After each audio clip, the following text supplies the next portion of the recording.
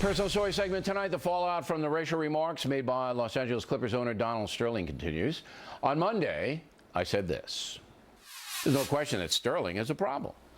But here's the headline. It's primarily his problem, not the country's problem. He's shameful, but does not represent anyone other than himself. Joining us now from Los Angeles to react, Basketball Hall of Famer Kareem Abdul Jabbar. So, the story pretty much going to die this week with this pinhead. But do you feel that there's more to it than just Sterling? Well, I think what this issue is all about, especially for professional basketball, is that we don't want Mr. Sterling's face to be the face of the NBA. The NBA feels that intolerance has no place in what it's trying to do, and for that reason, they came down hard on Mr. Sterling. All right, is that all, though? Does this have any societal implications for you? Well, I think here in Los Angeles it has societal implications because Mr. Sterling, for example, discriminated against black and Hispanics trying to rent some of his properties. People who were qualified. The only thing for him that didn't qualify them was the color of the skin or their nationality. Now, you worked for him. That really stinks. Yeah, absolutely. Yes. And he had to pay a big fine because of it. You worked for him. Did you know he was a man of this caliber when you were working for him? No, I didn't. He's very congenial. He invited me to his daughter's wedding. Okay, I went. His wife is a very nice lady. It's hard to understand who feels this way because no one wears a sign on their forehead that says racist. You know?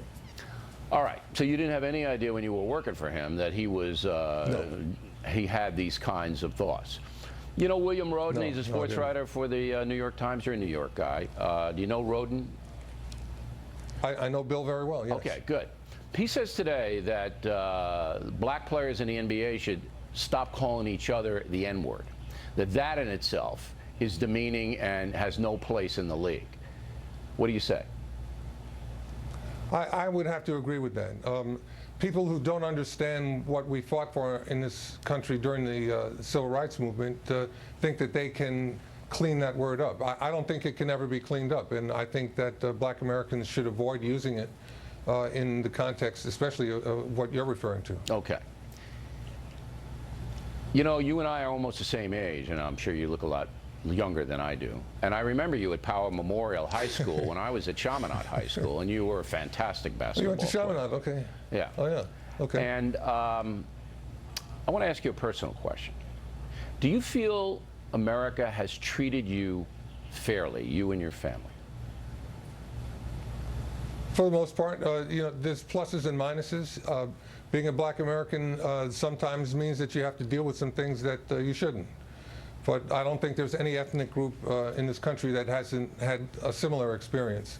It's just that the whole issue of the slave trade made it different for people from Africa. Do you respect your country? Do you love your country? Yeah, I feel patriotic. This is the greatest country in the world because we have the ability here to make it better, and we are constantly trying to do that. And I think that sets us apart, and I think we have to continually remember that when we try to get things done. Can you forgive Sterling? Yeah, but he hasn't asked for any forgiveness. He seems pretty secure in his attitude. And again, that's part of the problem. Mr. Jabbar, we appreciate you coming on tonight. Thank you very much. We have a brand